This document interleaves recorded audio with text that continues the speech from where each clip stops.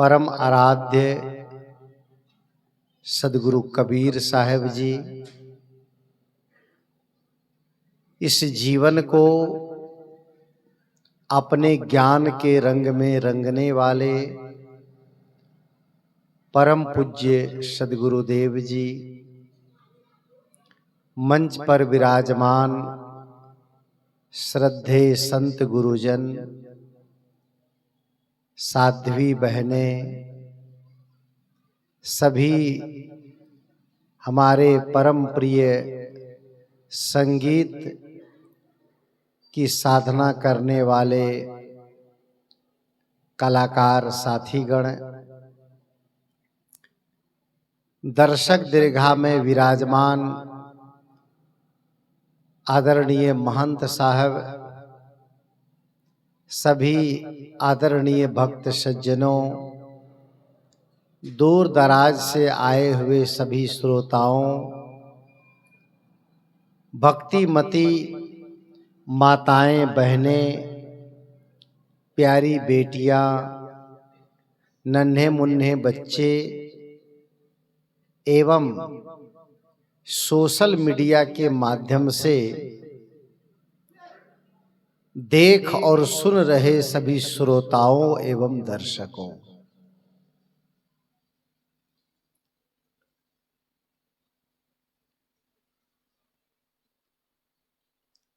सदगुरु कबीर साहब ने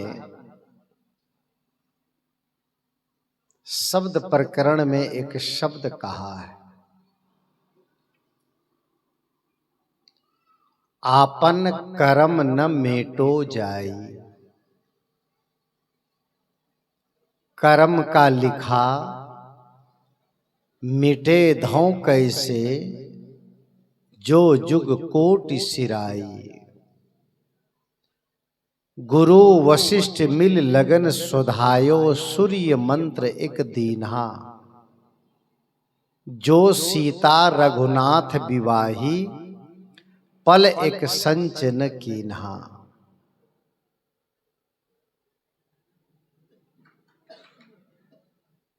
ये कई पंक्तियों का पद है और इस पद को मैं एक बार गा देता हूं भजन के रूप में, और इसी पद के आधार पर कुछ परिचर्चा होगी, कुछ इसमें विचार विमर्श होगा, क्योंकि धरती तल पर, धरती तल क्या और कोई ग्रह उपग्रह भी नहीं है जहां जीव पाया जाता है। या तो जल है या थल है। जल में जीव पाए जाते हैं और थल मतलब धरती। आकाश में हमारे लिए जिसको हम आकाश कहते हैं, वहां भी कई ग्रह हैं, कई ग्रह हैं, लेकिन उन ग्रहों में जीव नहीं है। जीव केवल धरती पर है और जल में है। जल में भी वह जीव है जो विकसित नहीं है। इसलिए जीव मात्र कर्म संस्कारों से जुड़ा हुआ है। आज कर्म संस्कारों पर थोड़ी बात हो, लेकिन आए सबसे पहले हम लोग इस भजन को सुन लें।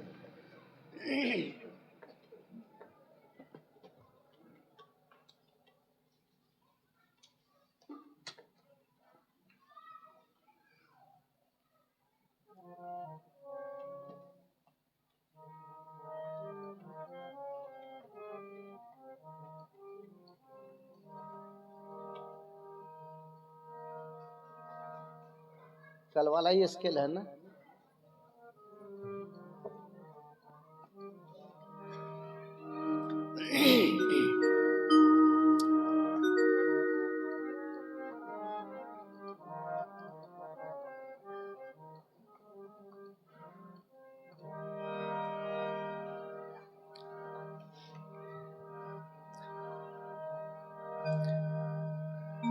कर्म कमाई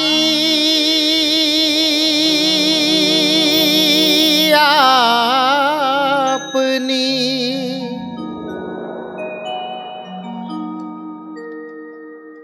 निष्फल कभी न जाए।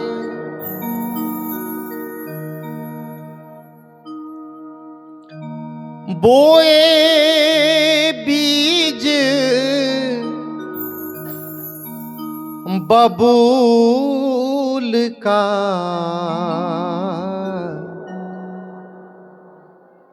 आम कहाँ से खाए।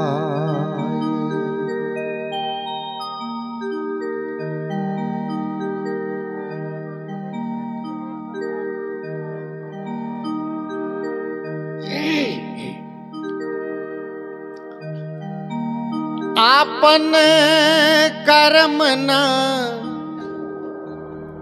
मेटो जाई, आपन कर्म न मेटो जाई, आपन कर्म न मेटो जाई, आपन कर्म न मेटो जाई, आपन कर्म न, आपन कर्म न मेटो जाई, आपन कर्म न मेटो जाई, आपन कर्म न मेटो जाई, आपन कर्म न मेटो जाई।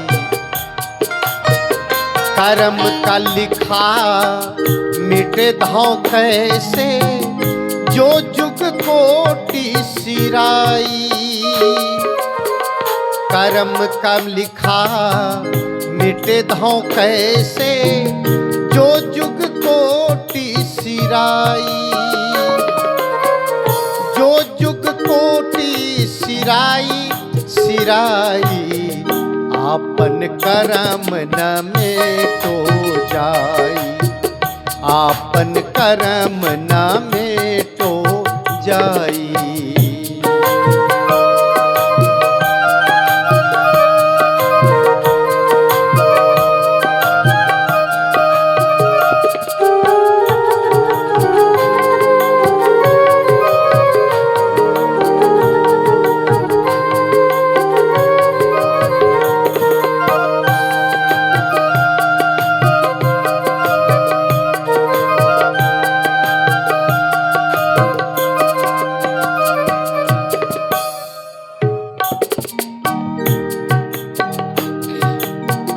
गुरु वशिष्ठ मिले लगन सुधायो, सूर्य मंत्र एक दीन्हा।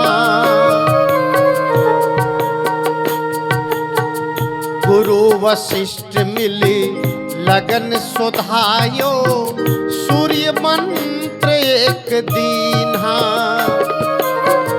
जो सीता रघुनाथ विवाही, जो सीता रघुनाथ विवाही, पल एक संचिन कीन्हा ओ संतो, पल एक संचिन कीन्हा ओ, पल एक संचिन कीन्हा। आपन कर्म न मेटो जाई, आपन कर्म न मेटो जाई, कर्म न मेटो जाई हो, आपन कर्म न मेटो जाई हो जाई, आपन कर्म न मेटो जाई, आपन कर्म न मेटो जाई।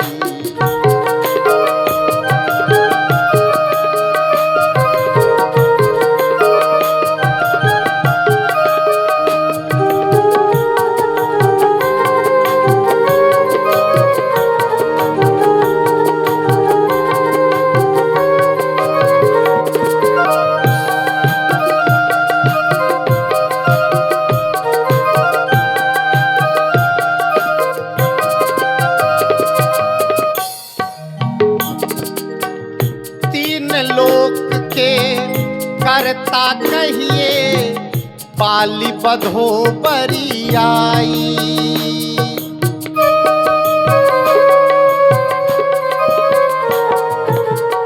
तीन लोक के करता कहिए बाली बधो बरियाई। एक समय ऐसी बनी आए, एक समय ऐसी बनी आए, उनहु अवसर पाए। ओहो उनहु अवसर पाए, आपन कर्म न मेटो जाई, आपन कर्म न मेटो जाय। कर्म का लिखा मिटे धौ कैसे, जो जुग कोटि सिराई सिराई, आपन कर्म न मेटो जाई, आपन कर्म न मेटो जाई।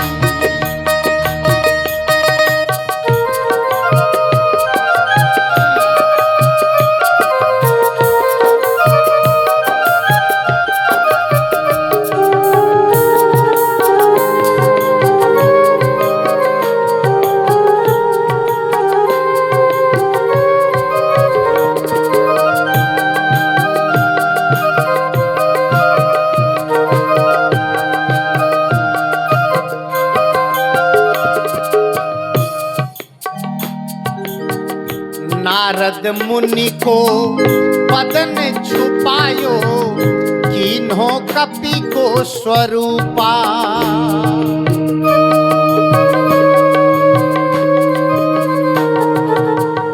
नारद मुनि को बदन छुपायो, किन्हो कपि को स्वरूपा। शिशुपाल की भुजा उपाड़ी, शिशुपाल की भुजा उपाड़ी, आप भये हरि ठूठा। ओ संतो आप भये हरि ठूठा, आपन कर्म न मेटो जाई, आपन कर्म न मेटो जाई।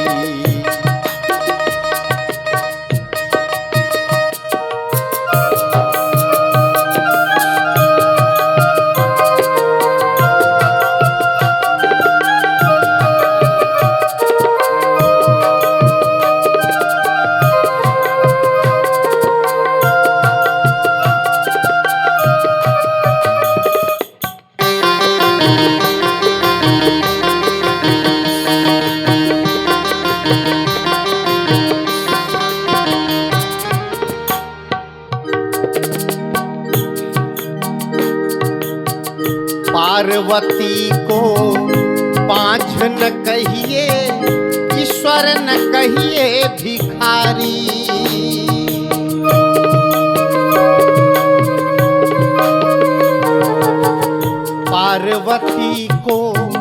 पार्वती को पाँच न कहिए, ईश्वर न कहिए भिखारी।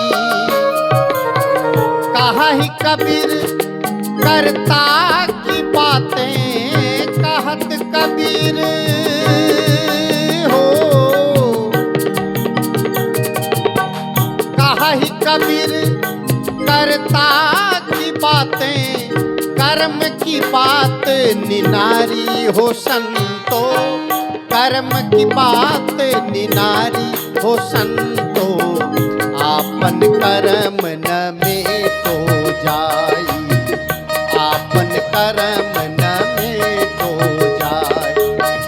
कर्म का लिखा मिटे धौ कैसे, जो जुग कोटि सिराई। कर्म का लिखा मिटे धौ कैसे, जो जुग कोटि सिराई।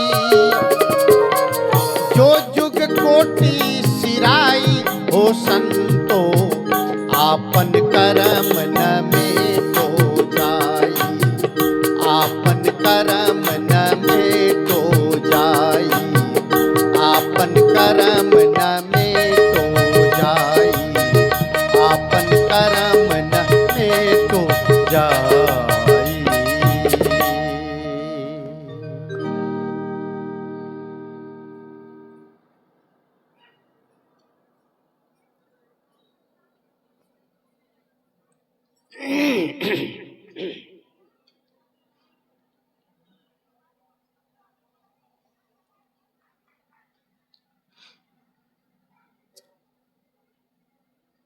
सम्माननीय बंधुओं,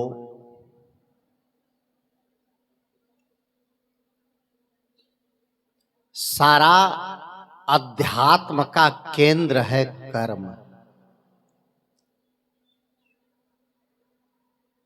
मैं आप लोगों से एक प्रश्न पूछ रहा हूं और सोच समझ के बोलिएगा। ना आप बोल सकें तो अंदर अंदर ये प्रश्न लेके जाइएगा। इस संसार में कर्म बड़ा है कि धर्म? एक प्रवचन है मेरा, कर्म बड़ा कि धर्म? प्रायः लोग धर्म कहते हैं, धर्म बड़ा है, लेकिन धर्म भी कर्म से आरंभ होता है। धर्म कर्म से अलग नहीं है। धर्मानुभावो कर्मसु कौशलम, एक सूत्र है। अगर धार्मिक भाव से आप कर्म करते हैं तो वह कर्म किसी योग से कम नहीं है।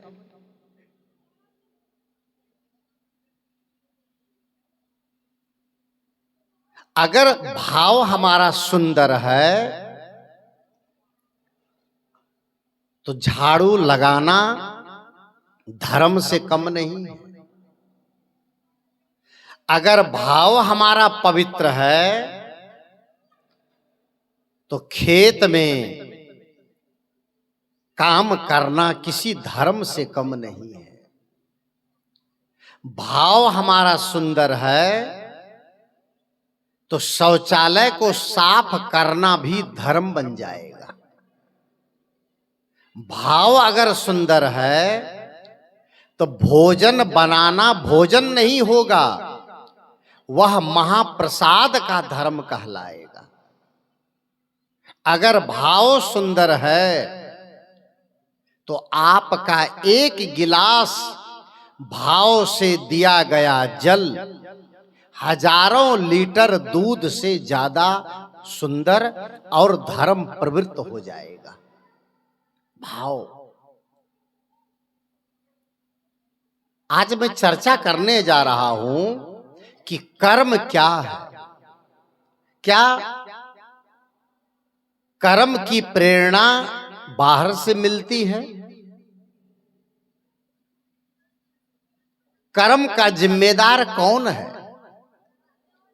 क्या कर्म फल की माफी होती है? ये बहुत समीचीन प्रश्न है, प्रासंगिक प्रश्न है, बहुत ही मुद्दे की बात है ये। क्योंकि बिना कर्म किए आदमी नहीं जी सकता है, कोई नहीं जी पाएगा। जिनको आप साधु संत कहते हैं वह भी बिना कर्म के नहीं जी सकता है, करना पड़ेगा। कर्म का मतलब है इंद्रियों से किया गया व्यवहार, ये कर्म है। कर्म का संसाधन हमारी इंद्रियां हैं। चिंतन का संसाधन हमारा चित्त है, मन है। और ध्यान का संसाधन सुमन की अवस्था है, अमन की अवस्था है। बंधुओं, कर्म के बारे में भगवान बुद्ध ने धम्मपदम की पहली गाथा में कहा है, मनोपुब्बक गमा धम्मा मनो सेठा मनोमया। और उसी मन को कर्म से जोड़ करके अंत में कहा गया, ये कर्म कैसा है? बहतो वा चक्को पदम, जैसे बैलगाड़ी, अब तो बैलगाड़ी खत्म हो रही है। पुराने जमाने के लोग यहाँ गाड़ा कहते हैं क्या? गाड़ा, गाड़ी जो भी कहते हैं। कितना गाड़ा धान हुआ? तो 20 गाड़ा, ऐसा कहा जाता था पहले। अब बंद हो गया। अब तो क्विंटल में बात होती है। पहले गाड़ा होता था। गाड़ा कैसे चलता था? बैल से। और आप देखेंगे बैल जब चलता था तो उस चक्का उसके पीछे पीछे चलता रहता था। महात्मा बुद्ध कहते हैं, भगवान बुद्ध कहते हैं, जैसे बैल के पीछे गाड़ा का चक्का हर समय चलता है, वैसे कर्म का चक्का जीव के पीछे चलता है। आप कहीं चले जाएं, आप कर्म करके समंदर के तल में चले जाएं, क्या छूटेगा पीछा? आप कर्म करके अमेरिका चले जाएं, इंग्लैंड चले जाएं, थाईलैंड चले जाएं, आप जापान, जर्मनी और विदेश के किसी देश चले जाएं, क्या कर्म पीछा छोड़ेगा? कर्म कैसा है? बहुत सावधानी से कर्म करने की जरूरत है। एक संत ने कहा है, और सुने होंगे कई बार आप लोग, कि कर्म तुम्हारे अच्छे हैं तो किस्मत तेरी दासी है। किस्मत कहां से बनती है? बहुत लोग रोना रोते हैं, क्या कहें गुरुजी, क्या कहें साहब, क्या कहें महाराज, मैं तो बहुत काम करके थक गया, किस्मत ही साथ नहीं देती। तो मैं कहता हूं, जो किस्मत साथ न दे उसका पीछा छोड़ दो। कैसे छोड़ेंगे? अच्छा, ये पूछा जाए कि किस्मत किसने दे दिया आपको? आपकी किस्मत जो है वो किसने दिया आपको? राम जी को वनवास किसने दिया? आप कह सकते हैं कैकेयी ने दिया था, लेकिन मूल में आप जाएं, प्रसंग अभी आ रहा है, जो गुरु वशिष्ठ मिल लगन सुधायो, सूर्य मंत्र एक दीन्हा, और जो सीता रघुनाथ विवाही पलेक संच न कीन्हा। ये तो सब निमित्त बनते हैं, सबका कर्म जुड़ा हुआ है, और ये कर्म को समझ लेना बहुत आवश्यक है। मनुष्य कर्म के बगैर नहीं रह सकता है। कर्म आपकी पूंजी है। आप देखिए, जो आदमी जेल में आजीवन कारावास की सजा भुगत रहे हैं,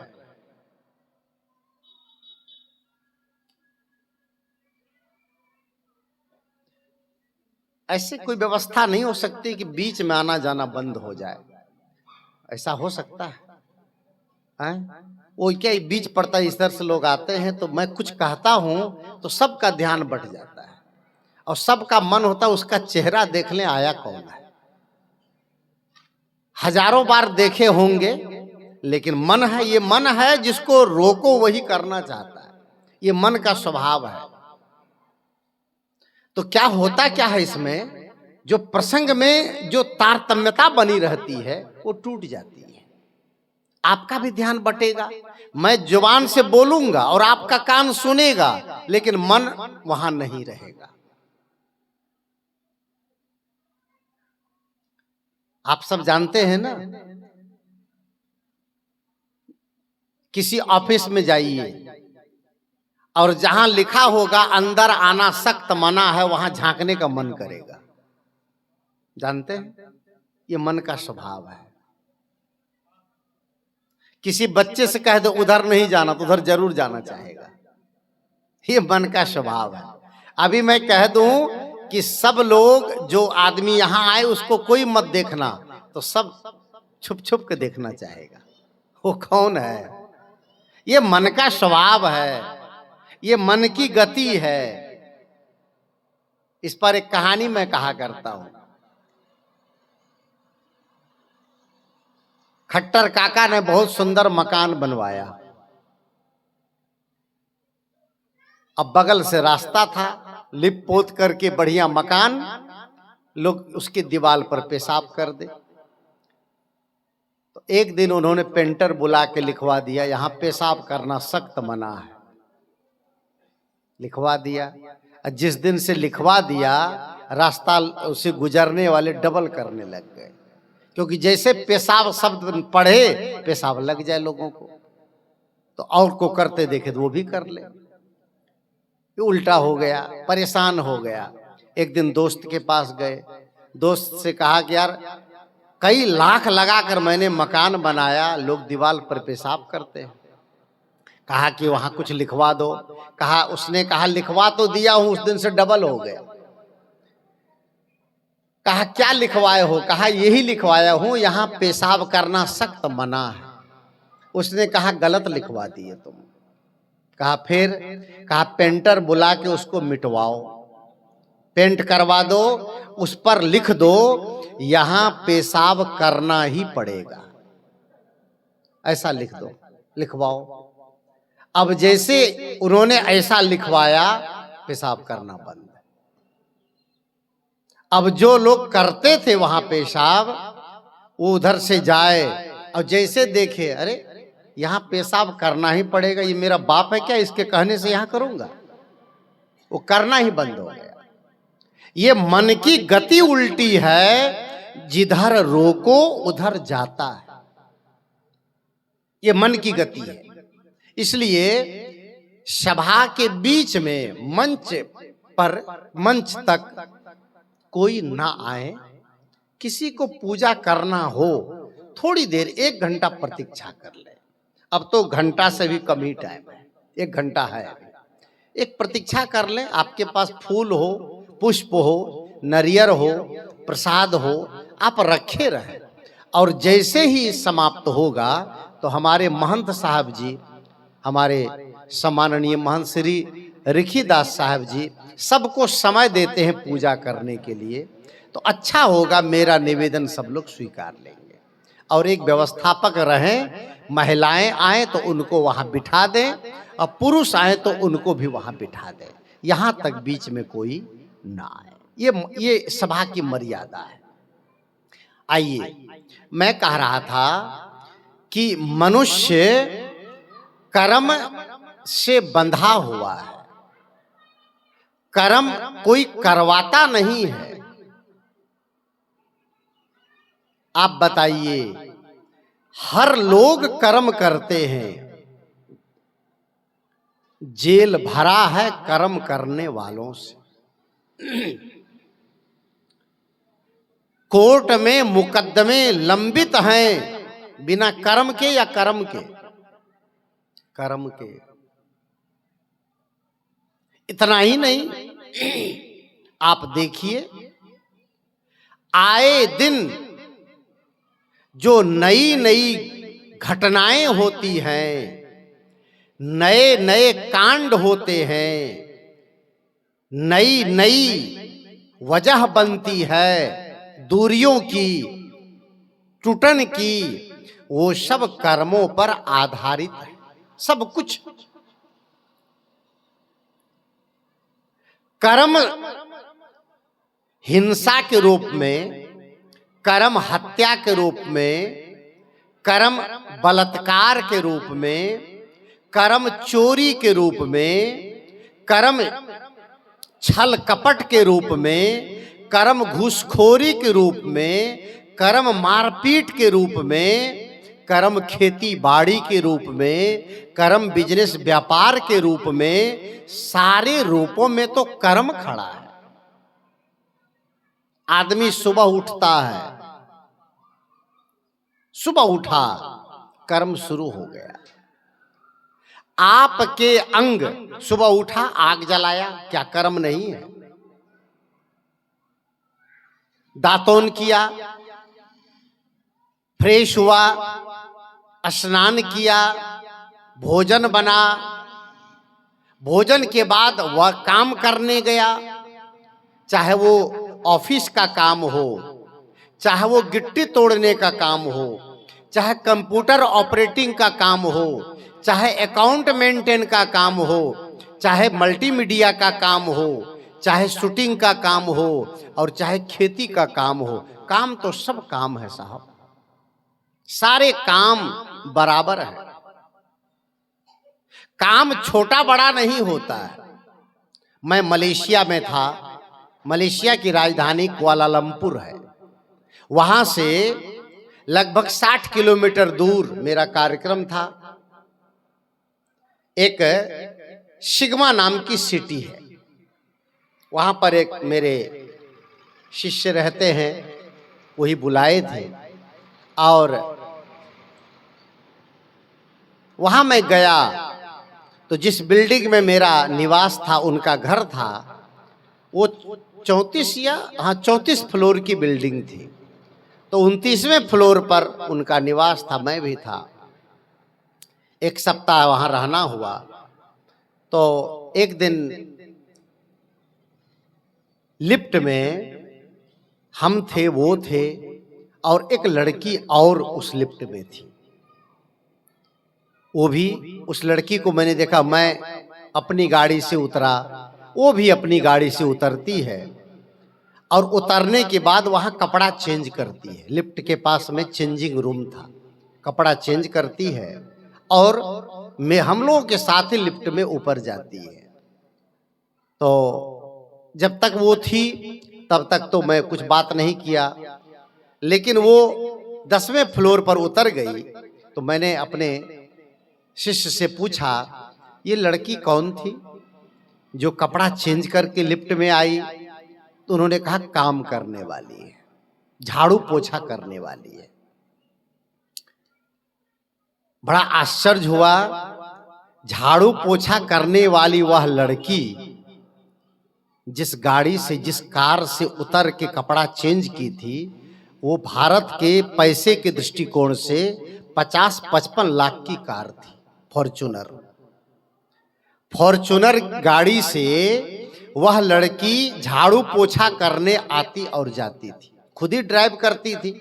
वहां तो लड़का लड़की में कोई भेद ही नहीं है।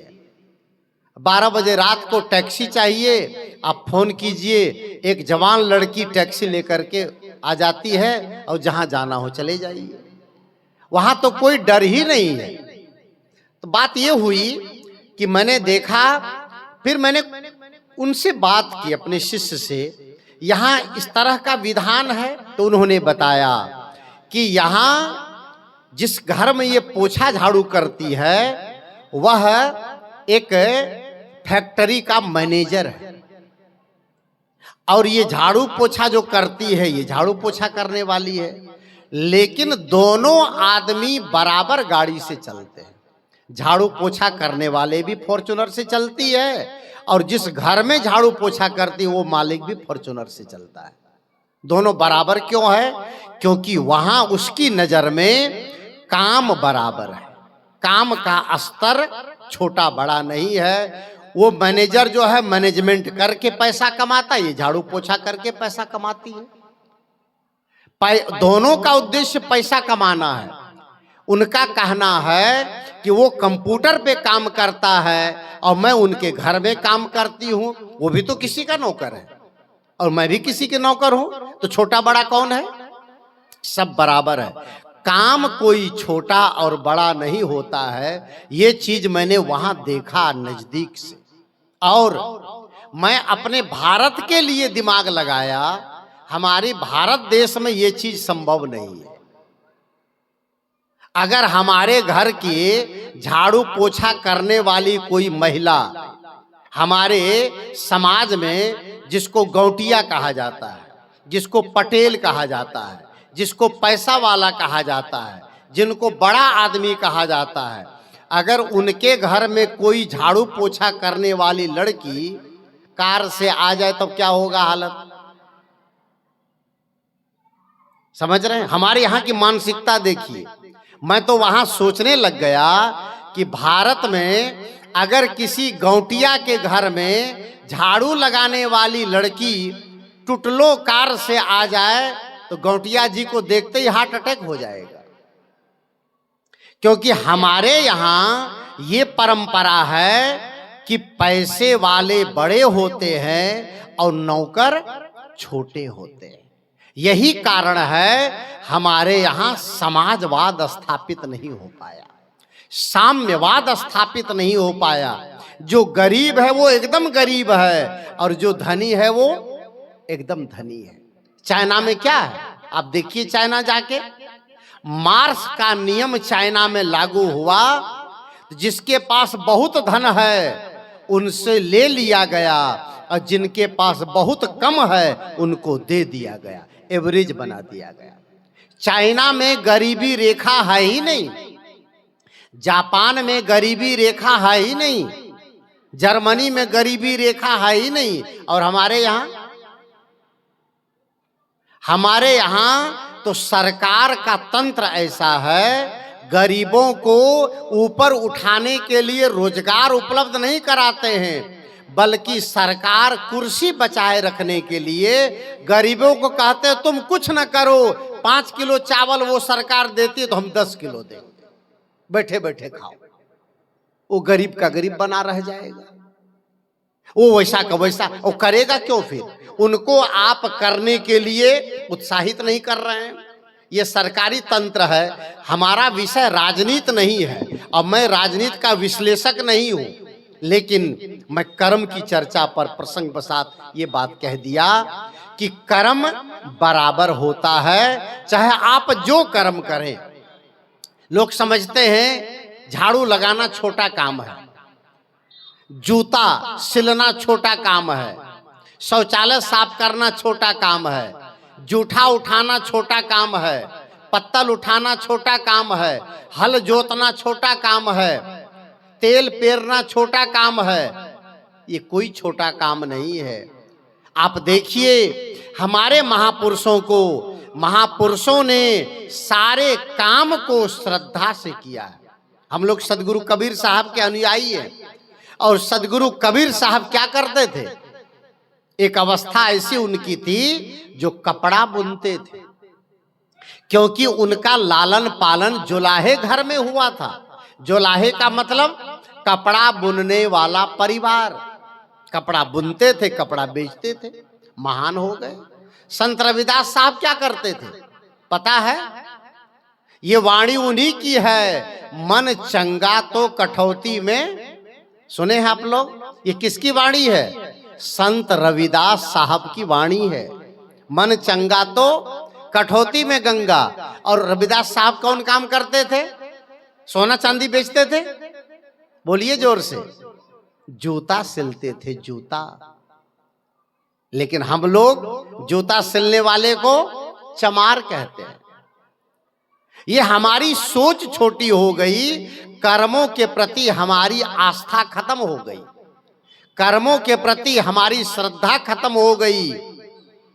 इसलिए सदगुरु कबीर साहब ने कहा है, इस बात को उन्होंने वकालत की है कि सब लोग कर्म कर का सम्मान करें, सब लोग कर्म करों का आदर करें और कर्म करों के प्रति आपके मन में भाव हो, कर्म करों के प्रति आपके समाज में स्थान हो, इज्जत हो, प्रतिष्ठा हो। कर्म मनुष्य के जीवन का सबसे सुंदर अंग है। कर्म कौन करवाता है? अगला प्रश्न। बहुत लोग यहां बैठे हैं जो जैसे पूछो कि इंसान जो करता है उसका जिम्मेदार कौन है, कर्म किसकी प्रेरणा से होता है, तो सब लोग कहेंगे गोस्वामी जी की पंक्ति, होई है वही जो राम रची राखा। बस कह के छुट्टी पा ली। होई है वही जो राम रची राखा, को करी तर्क बढ़ावही शाखा। ये बात अगर सच है तो फिर ये बात झूठ हो जाएगी। कर्म प्रधान विश्व रचि राखा और जो जस करहि सो तस फल।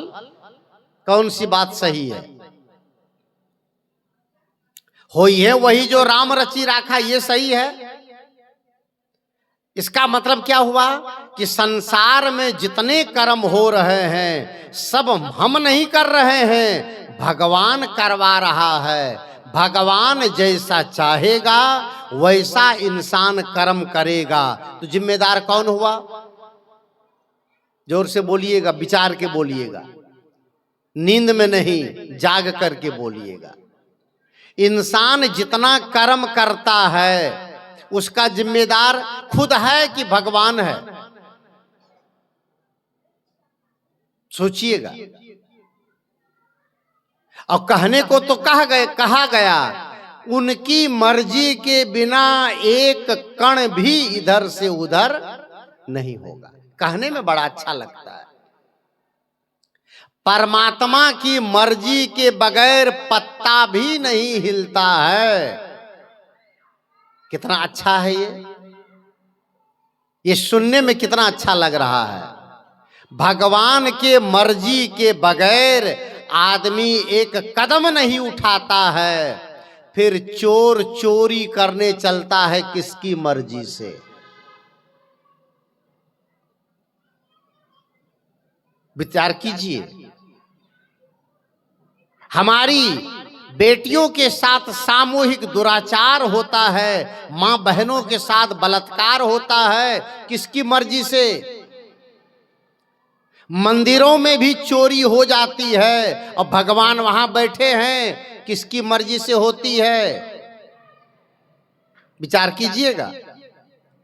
केवल भावुकता में बहने की जरूरत नहीं है, बहते जा रहे हैं। वाणी चार तरह की होती है, रोचक, भयानक, तीन तरह की। रोचक, भयानक, यथार्थ।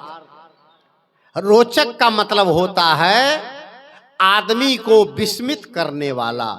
जैसे रामचरितमानस में लिखा है, मास दिवस का दिवस भव, मरम न जाना कोई, रथ समेत रवि था क्यों, निशा कौन विधि होए।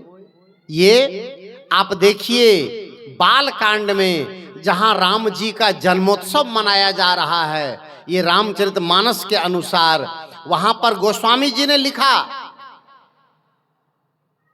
मास दिवस का दिवस भव। राम जी का जन्म हुआ, जन्मोत्सव मना रहे हैं और जन्मोत्सव में इतने ऋषि मुनि देवी देवता आ गए और सूरज भी सोचे कि भगवान का जन्म हुआ है, जरा उनका जन्मोत्सव हम भी देख लें। तो सूरज 1 महीना खड़ा हो गया और चश्मा लगा करके सब देखने लगे। यहां क्या है ये रोचक वाणी है, ये रोचक वाणी है। कुंभकर्ण के लिए लिखा है, जोजन 3 मूछ रही ठाढ़ा। 3 योजन, 1 योजन में 12 किलोमीटर होता है। 1 योजन में 4 कोस, 1 कोस में 3 किलोमीटर, तो 1 योजन कितना हो गया? 12 किलोमीटर। अब सोचिए, लिखा है रामचरितमानस में कि 3 योजन तक मूछ खड़ी रहती थी कुंभकर्ण की, तो 12 तिया 36 किलोमीटर इधर और 36 किलोमीटर इधर, इतनी मूछ खड़ी रहती थी कुंभकर्ण की रामायण के अनुसार। तब फावड़ा लेके तब मूछ बनाते होंगे नाई, ऐसी पर चढ़ के ऐसे छिलते जाते होंगे, ऐसे जैसे फावड़ा से खुरचते हैं। ये सब क्या है? ये काव्य है। ले मजा लीजिए, केवल मजा लेते जाइए। ये यथार्थ नहीं है, ये रोचक है, ये आश्चर्य पैदा करता है, विस्मय पैदा करता है, आपके अंदर में कुतूहल पैदा करता है। और लीजिए वाणी, मैं थोड़ा विषयांतर हो रहा हूं, लेकिन कर्म पर ही मैं आऊंगा लौट के। ये कर्म से जुड़ी बात ही है। आदमी ने कर्म सिद्धांत को दरकिनार कर दिया और शास्त्र में लिखी हुई बात को आंख मूंद के मान लिया। लिखा है शास्त्र में क्या? राजा सगर की पत्नी सुमति को, रानी सुमति को 60,000 बच्चे एक साथ पैदा हो गए। करेंगे प्रश्न आप? श्रीमद् भागवत महापुराण में लिखा है, राजा सगर की पत्नी रानी सुमति को 60,000 बच्चे पैदा हो गए। अगर ये बात किसी भागवत के मंच से कही जाए तो सब लोग कहेंगे बोलो वृंदावन बिहारी लाल की। समर्थन हो गया। यहां तो थोड़ा विचारवान लोग बैठे हैं, प्रश्न करेंगे कि 10-20 बच्चा तो एक औरत को होता नहीं है, और रानी सुमति का कितना बड़ा पेट था जो 60,000 बच्चा उसमें हो गया। सब प्रश्न करेंगे। ये काव्य है, काव्य ऐसा होता नहीं है। क्या लिखने वाली हर बात सच होती है? योग दर्शन जैसे ग्रंथ में, भारतीय 6 दर्शनों में एक दर्शन है योग। सांख्य, योग, न्याय, वैशेषिक, मीमांसा और वेदांत, ये 6 दर्शन है। उसमें एक दर्शन है योग। योग में 4 पाद है और एक पाद है विभूति पाद। उस विभूति पाद में ये लिखा है कि योगी अगर साधना करके सिद्ध बन जाता है तो हाथी जैसा शरीर बना सकता है। झूठी बात। उसमें लिखा है अगर साधक सिद्ध हो जाएगा साधना में तो मच्छर और भुनगा की तरह उड़ने लग जाएगा। मतलब जीवन भर साधना करेगा मच्छर बनने के लिए। आश्चर्य है, कैसी कैसी बात लिख दी गई है और इसको लोग नकारते नहीं। चमकने वाली चीज नहीं सब सोना होता है, और चमक पर जो भी मरता है उसी को रोना होता है। समझिए, विचारिए, क्या लिखने वाली हर बात सच है? और हम लोग सच मानते हैं।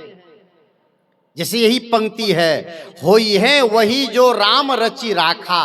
सब लोग मानते हैं कि भगवान की मर्जी के बगैर कुछ हो नहीं सकता है। लेकिन उसी गोस्वामी तुलसीदास जी ने श्री राम जी के मुख से कहलवाया है अपने लक्ष्मण जी से, भाई से, और उन्होंने कहलवाया है प्रसंगवशात कि ऐ लक्ष्मण, काहू न को सुख दुख कर दाता, और निज कृत कर्म भोग सब भ्राता। सिद्धांत साफ हो गया। अब बात दोनों तरीके हो, ये वही जो राम रचि राखा, और एक तरफ कहते काहू न कोई सुख दुख कर दाता। तो कट गई बात। वो क्या मानेंगे आप? सदगुरु कबीर साहब ने साफ साफ कहा कि तू कहता कागद की लेखी और मैं कहता हूं आंखन देखी। मेरा तेरा मनवा कैसे एक होई रे।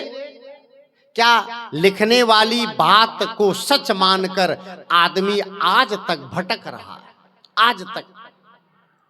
मैंने कल भी कहा था, किताब में लिख दिया गया मरने के बाद स्वर्ग में जाओगे। कहां है स्वर्ग? लिखा है कहीं? किताब में लिखा है। हमारे सदगुरु कबीर साहब की परंपरा में भी पौराणिक संतों ने लिखा कि सदगुरु कबीर साहब की उपासना करने वाले लोग शरीर छोड़कर कौन लोग जाएंगे? सतलोक जाएंगे। और राम जी की उपासना करने वाले साकेत लोग, और श्री कृष्ण भगवान की उपासना करने वाले गौलोक, और शिव की उपासना करने वाले शिवलोक, और ब्रह्म की उपासना करने वाले ब्रह्मलोक जाएंगे। कितने लोक हो गए? विचार कीजिएगा। कबीरपंथी कौन लोग जाएंगे? सतलोक। और राम जी के उपासक कौन लोग जाएंगे? विष्णु के उपासक किस लोग जाएंगे? अलग अलग।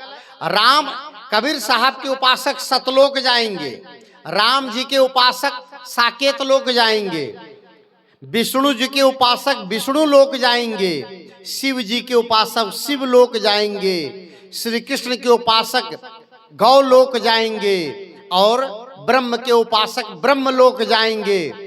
तो क्या वहां भी प्लाटिंग हो रखी है क्या? वहां भी मोहल्ला बना है अलग अलग?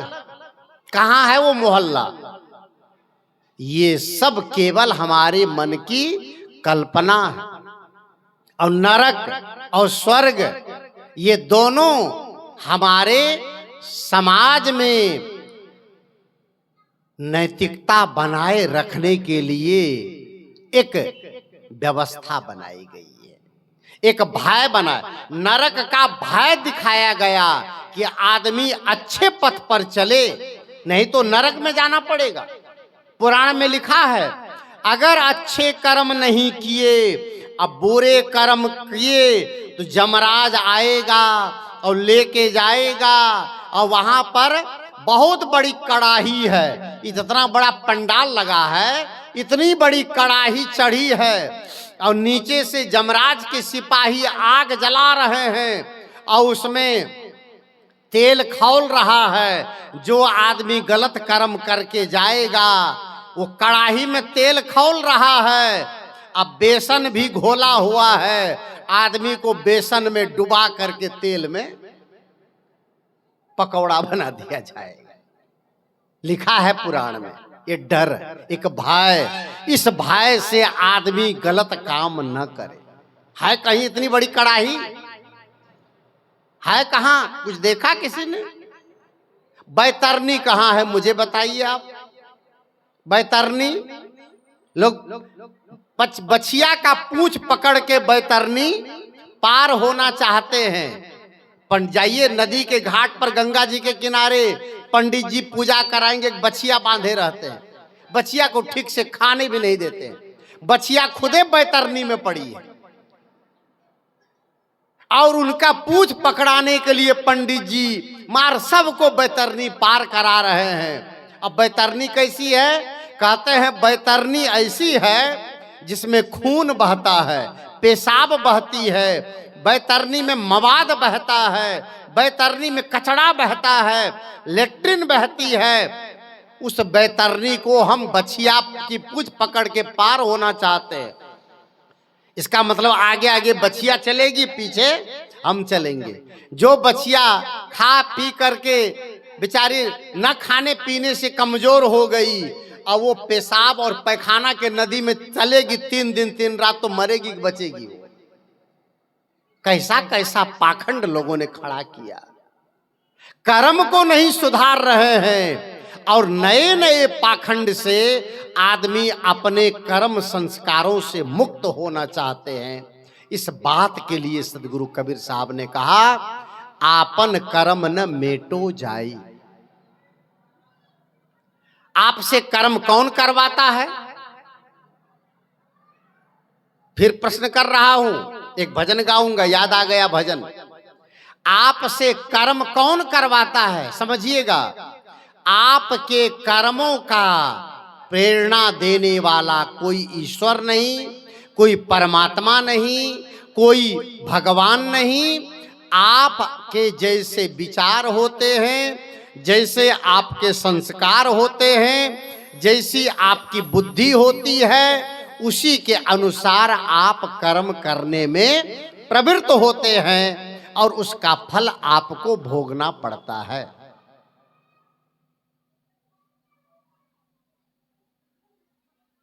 एक संत ने कहा,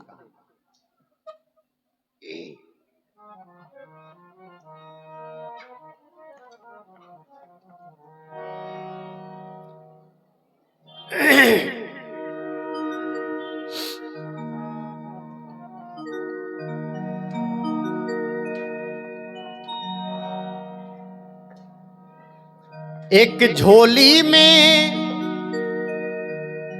फूल भरे हैं, एक झोली में कांटे रे,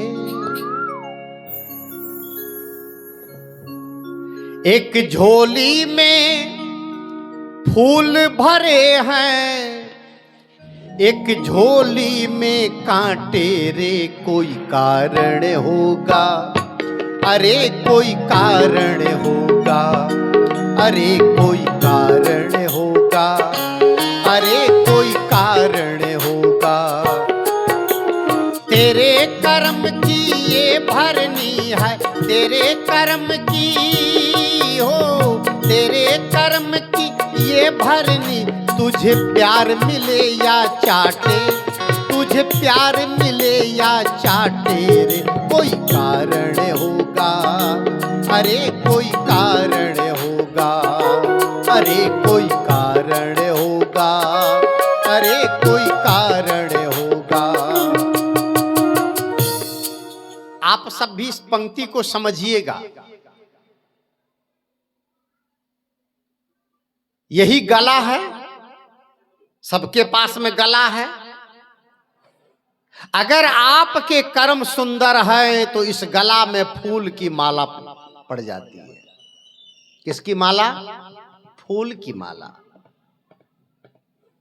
ये गला फूलों के हार से सज जाता है। किसकी वजह से? कर्म की वजह से। और कर्म खराब हुआ तो जूतों की माला भी लोग पहनाते हैं। गला वही है, ये हाथ वही है। इन हाथों से आप किसी को थप्पड़ भी मार सकते हैं और इन हाथों से आप किसी को उठा भी सकते हैं। हाथ वही है।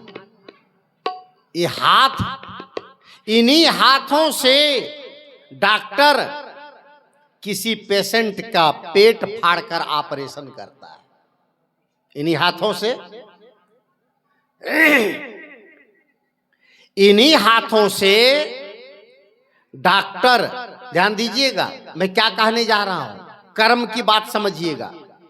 इन्हीं हाथों से डॉक्टर किसी का पेट फाड़कर ऑपरेशन करता है, जीवन देता है।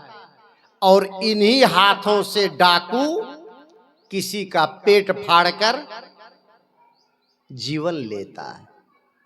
हाथ वही है, चाकू वही है, क्रिया वही है। डॉक्टर भी पेट फाड़ता है और डाकू भी पेट फाड़ता है, लेकिन दोनों में अंतर कितना है? एक को फांसी मिलती है और एक को फूलों की माला मिलती। कर्म दोनों है। यहां नेकी बदी दो रास्ते हैं, गौर से सुन लो, तुम्हें चलना है जिस मार्ग से अपना रास्ता चुन लो। मगर चलने के पहले सोच लो, अंजाम क्या होगा, भलाई कर भला होगा, बुराई कर बुरा होगा। जेल में कैदी रहते हैं, जेल में कैदी रहते हैं, और संजोग से पूज्य गुरुदेव जी के साथ में 2-3 बार मैं भी जेल गया हूं। गुरुदेव जी को भी जेल जाते मैंने देखा। क्या हम लोग हथकड़ी लगा के गए गुरुदेव जी? भोपाल का सेंट्रल जेल, नैनी का सेंट्रल जेल, राजकोट का सेंट्रल जेल, जामनगर का सेंट्रल जेल। भोपाल के सेंट्रल जेल में तो 2-3 बार गए हम लोग, लेकिन कैदी बनकर नहीं साहब। जेलर मेन गेट खोल के फूल माला बैंड बाजा के साथ हम लोगों को अंदर ले गए। अब देखिएगा, जेल के अंदर में जहां सत्संग हुआ वहां ऊपर हम लोग गुरुदेव जी ऊपर विराजमान थे, नीचे हम लोग बैठे थे, और पब्लिक की सभा में सारे कैदी नारी और पुरुष बैठे थे। जेल में हम दोनों हैं, जेल में हम लोग भी थे और कैदी भी थे, लेकिन सत्संग होने के बाद क्या हम दोनों बाहर निकल गए? कैदी भी और हम भी? कैदी नहीं निकल सकते हैं, क्योंकि उसको बांध रखा है किसने? कर्म ने। और हम लोगों को कर्म ने फंदा खोल दिया। दोनों जेल में, उसी जेल में कैदी भी है, अपराधी भी है, और उसी जेल में सिपाही भी है, उसी जेल में सुप्रिंटेंडेंट भी है, अधीक्षक भी है, और उसी जेल में कर्मचारी भी है। लेकिन कर्मचारी ऑफिस का टाइम पूरा हुआ तो अपना घर गया, और कैदी का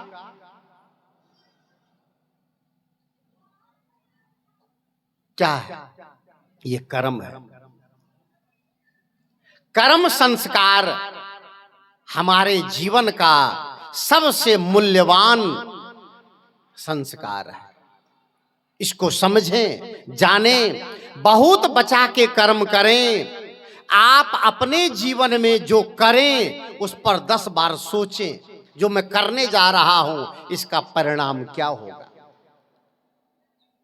इसका फल क्या होगा। लोग कहते हैं, धार्मिक लोग कहते हैं कि चित्र गुप्त सबके कर्मों का हिसाब रखते हैं। कहते हैं चित्रगुप्त सबके कर्मों का हिसाब रखते हैं। वो चित्रगुप्त कौन है? गुप्त रूप से आपके कर्मों का चित्र जो अंदर खींच लेता है वही तो चित्रगुप्त है।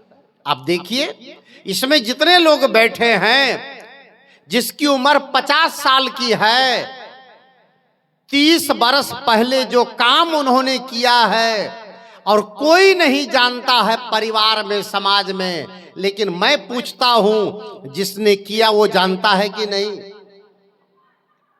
जानता है? पत्नी नहीं जानती है, बेटा नहीं जानता है, माँ बाप नहीं जानते हैं, पति नहीं जानता है, समाज नहीं जानता है, लेकिन करने वाला जानता है कि नहीं? वो अंदर में ये चित्र खिंचा हुआ है। परम पूज्य गुरुदेव सदगुरु श्री अभिलाष साहब जी एक कहानी कहा करते थे, इसी संस्कार पर, इसी कर्म पर, कि अंदर में जो आत्मा है, अंदर में जो परम तत्व है, वो सारे कर्मों का संस्कार ग्रहण करता है, कोई जाने चाहे न जाने। राम झरोखा बैठ के सबका मुजरा लेत, और जाकी जैसी करनी ताको तसफल देत। वो अंदर का राम है, वो घट घट बैठा राम है। एक राम दशरथ का बेटा और एक राम है घट घट बैठा। एक राम है जगत प्यारा, एक राम है जग से न्यारा। वह आत्मा राम अंदर बैठकर सारे कर्मों का संग्रह कर रहा है, उससे नहीं बच सकते हैं आप। वो कहानी पूज्य गुरुदेव जी कहा करते थे, आप लोग याद कीजिए, स्मरण कीजिए। एक गांव में सुभान मियां नाम का आदमी रहता था। बड़ा धनी मानी था, संपन्न था, पैसा वाला था। गांव में कोई आयोजन हो तो उनको सबसे आगे बैठाया जाता था। रात में गांव में वेश्या का नाच हुआ। उसी दिन सुभान मियां को बुला करके आगे बिठा दिया गया। अब वेश्या सज धज कर स्टेज पर तड़क करके कदम पटक कर पहला गीत गाना शुरू करी, और सामने सुभान मियां बैठे थे। नजर से नजर मिलाकर वेश्या गीत गाना शुरू की। सुभान तेरी बतिया जान गई राम। तो सुभान सोचा कि मेरी कौन सी बात जान गई है।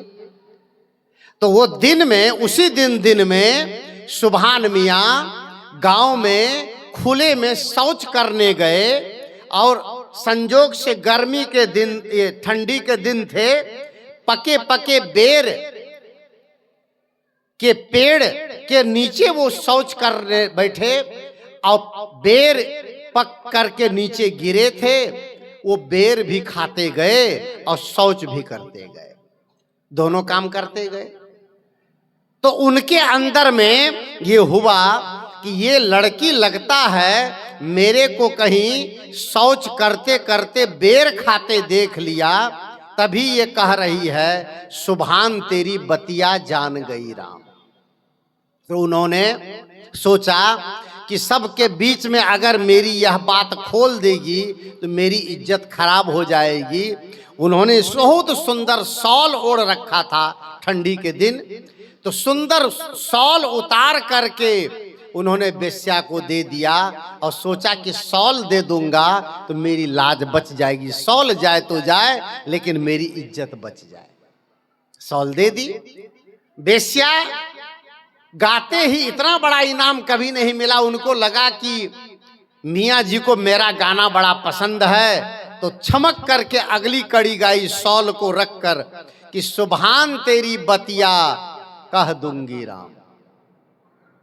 अभी बोली थी जान गई राम और अब कह रही है कह दूंगी राम। तो मियाँ सुभान मियाँ सोने की 3 अंगूठी पहन रखे थे, वो तीनों अंगूठी सोने की निकाल के दे दी। कह अंगूठी जाए तो जाए, इज्जत न जाए। अंगूठी तीनों सोने की पाई। ओ बेश्या चमक करके नाच करके अगली कड़ी गाती है सुभान तेरी बतिया कह रही हूं राम। उसने कहा, सुभान मियाँ ने सोचा कि लगता है ये शॉल और अंगूठी देने के बाद भी मानने वाली नहीं है। तड़क करके सुभान मियाँ उठे और खड़े होकर कहते ऐ लड़की, वेश्या की जात, क्या कहेगी तू? ना अपने इज्जत का डर न मेरे इज्जत का डर। बार बार कह रही जान गई कह दूंगी, कह रही हूं, क्या कह देगी तू? यही न कहेगी कि सुभान मियाँ टट्टी करते करते बेर खाए थे, और क्या कहेगी? सुभान मियाँ जानता था, वेश्या जानती नहीं थी। वेश्या ने कहा हुजूर मैं तो जानती भी नहीं हूं कि कौन इसमें सुभान मियाँ है। मैं तो अल्लाह ताला को सुभान बोल रही हूं, उनका गुणानुवाद कर रही हूं। मुझे क्या पता कि आप टट्टी करते करते बेर खाए। लेकिन भले वेश्या नहीं जानती थी पर मियाँ की आत्मा जानती थी। उसी तरह से आप कोई भी कर्म करेंगे दुनिया में, किसी भी कोने में जाके, कोई जाने न जाने पर आपकी आत्मा जरूर जानेगी। और उससे आप कैसे बचाएंगे? उसी को तो साहब ने भजन में भी गाया है।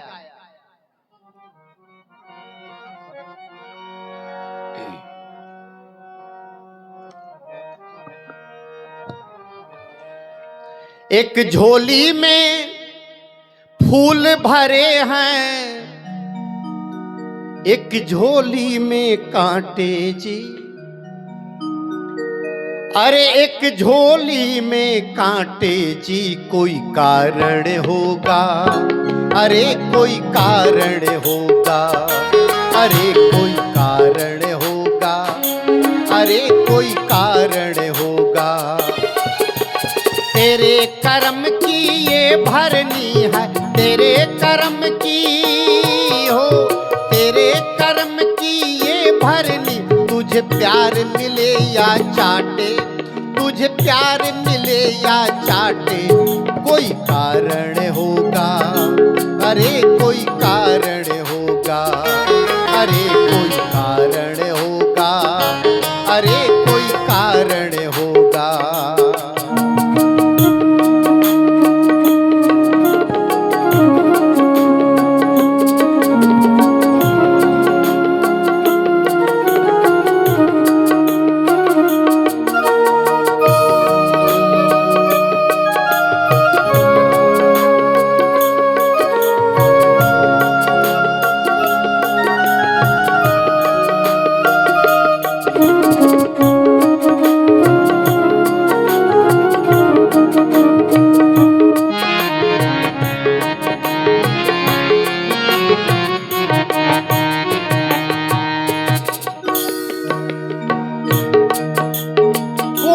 स्वामी कोई नौकर, कोई भिखारी दीन, कोई अंधा, कोई लंगड़ा, कोई बुद्धि से हीन।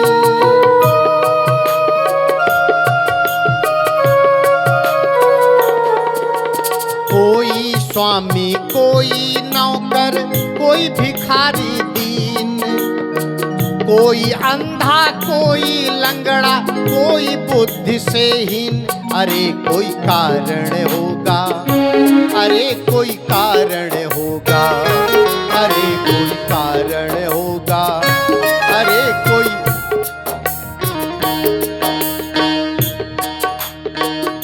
और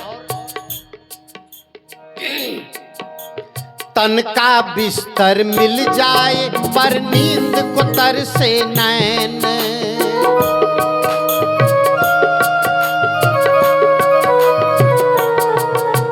तन का बिस्तर मिल जाए पर नींद को तरसे नैन।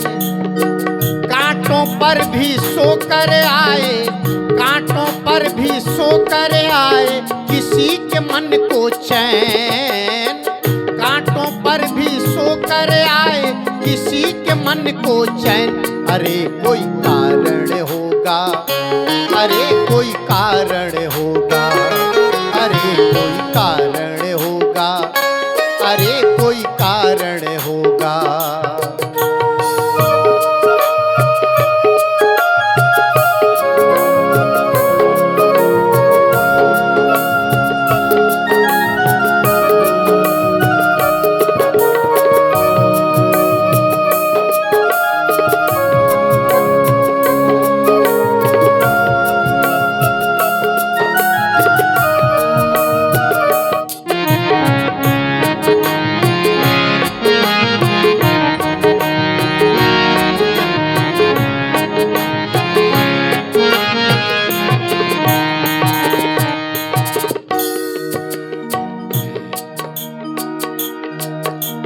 सांप भी डस ले तो मिल जाए किसी को जीवन दान।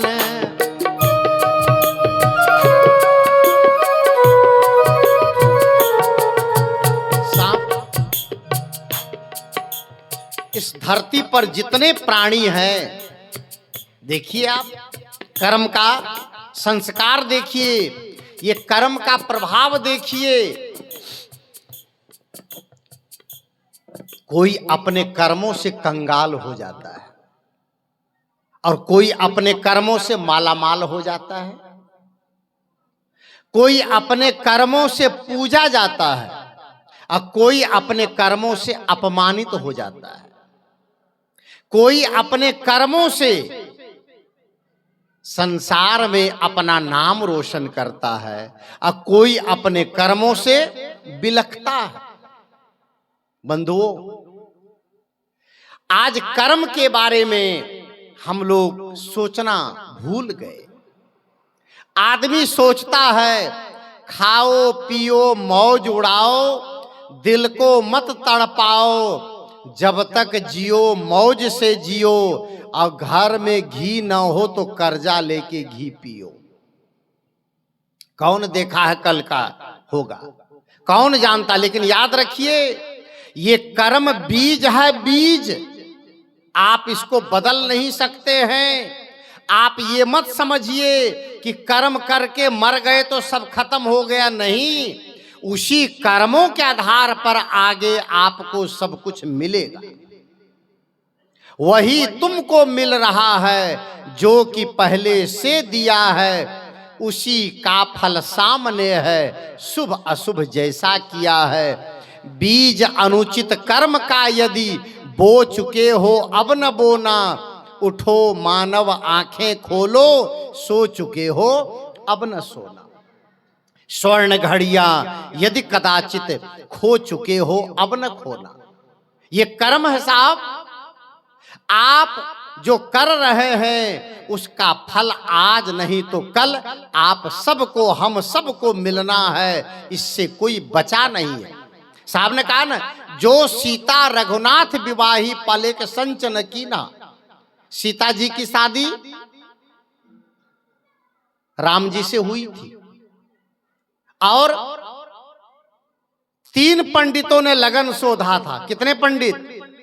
3 मूर्धन्य पंडित। कौन कौन?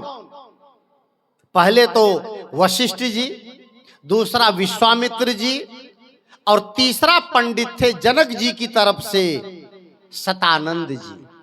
ये तीनों ने शुभ मुहूर्त निकाला था कि सीता बड़ी आनंद से रहेगी, राजभवन में सुख से पलेगी। क्या हुआ? कर्म गति टारे ना ही टरे, सीता हरण मरण दशरथ के, विपत्ति में विपत्ति पड़े, कर्म गति टारे नहीं। और आप हम उनका नाम लेके सोचते हैं पाप कट जाएगा, कर्म फल कट जाएगा। राम जी अपने कर्मों के फल को भोगे, बिना भोगे खत्म नहीं हुआ। और राम का नाम लेकर हम लोग पार होना चाहते हैं, राम का नाम लेकर के हम लोग पाप से बचना चाहते हैं। पाप से बचना है तो पाप बंद कीजिए। अगर दुष्कर्म बंद नहीं होंगे तो जीवन की दुर्गति अपने हाथों में है, अपने आप मिलेगी। वो पंक्ति कभी लोग गाते हैं,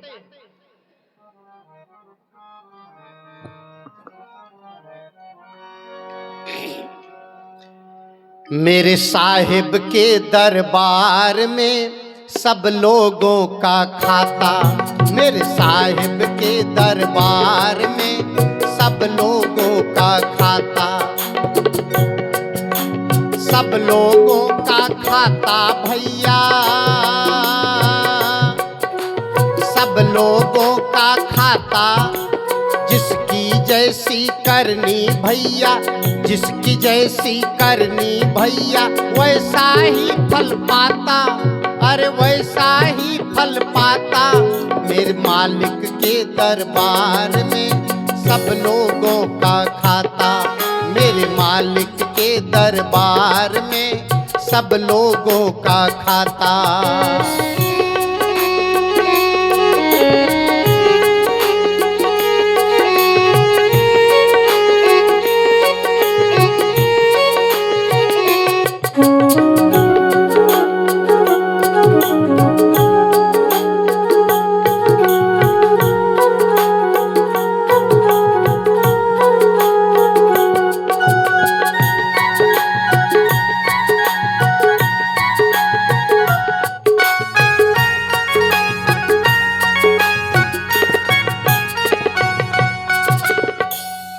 गुरु वशिष्ठ मिल लगन सुधायो, और सूर्य मंत्र एक दीन्हा, और जो सीता रघुनाथ विवाही, पल एक संच न कीन्हा।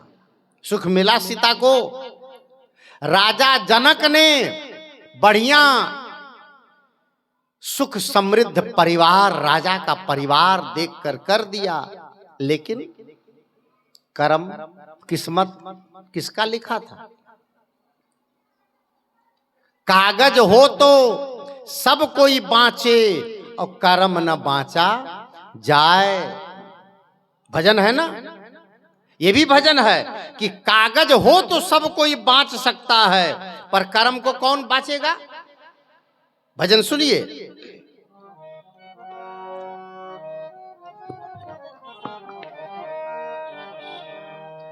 पिंजड़े के पंछी रे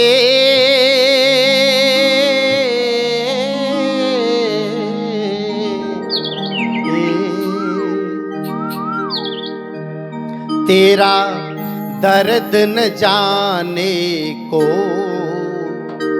तेरा दर्द न जाने को। पिंजड़े के पंछी रे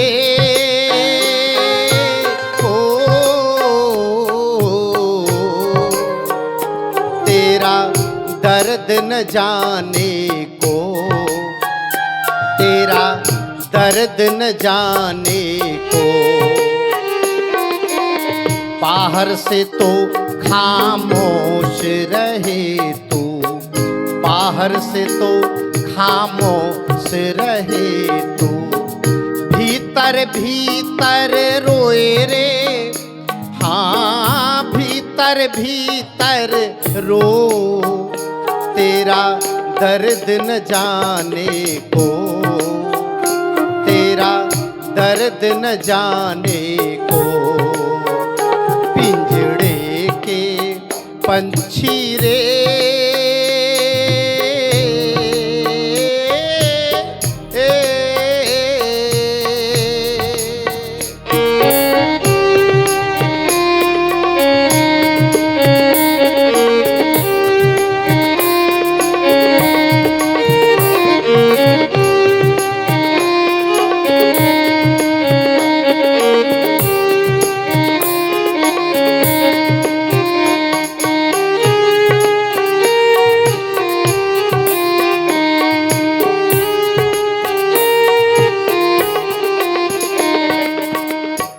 न सके तू अपनी कहानी, तेरी भी पंछी क्या जिंदगानी रे।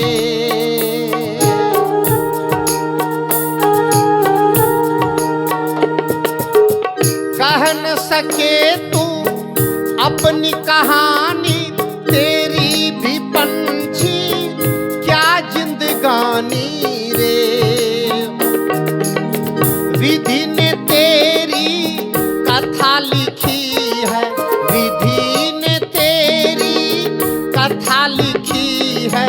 आंखों में कलम डूबो, तेरा दर्द न जाने को, तेरा दर्द न जाने को। पिंजड़े के पंछी रे,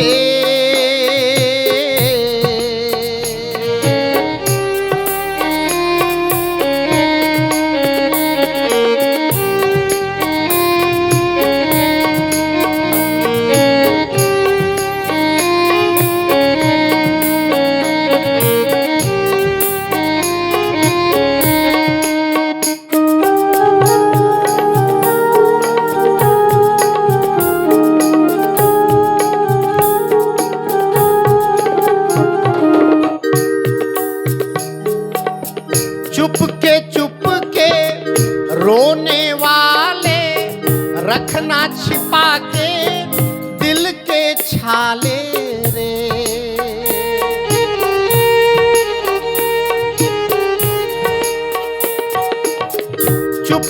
चुपके रोने वाले रखना छिपा के दिल के छाले रे।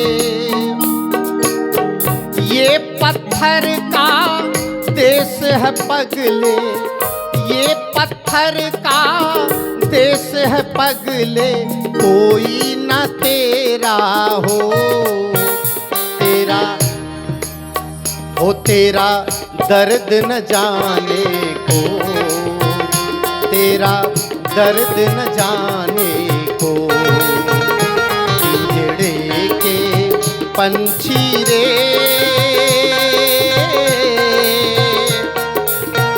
बाहर से तू खामोश रहे तो, बाहर से तो खामोश रहे तो। भीतर भीतर रोए रे, हाँ भीतर भीतर रो। तेरा दर्द न जाने को, तेरा दर्द न जाने को। पिंजड़े के पंछी रे,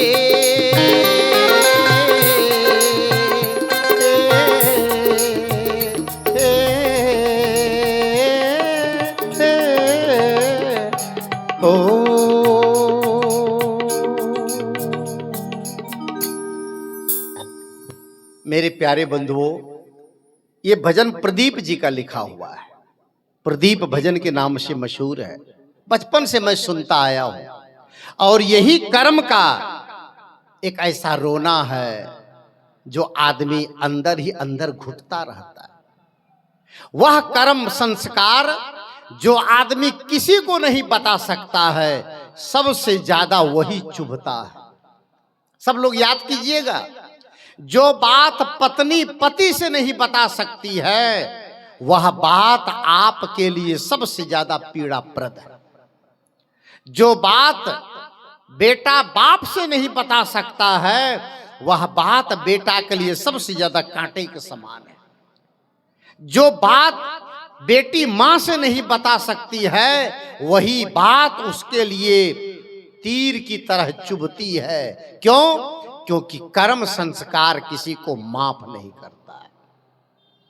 इसलिए बहुत सावधानी से कर्म करें, बहुत सावधानी से अपने जीवन में कर्मों का संपादन करें। सीता राम जी का उदाहरण सदगुरु कबीर साहब ने दिया।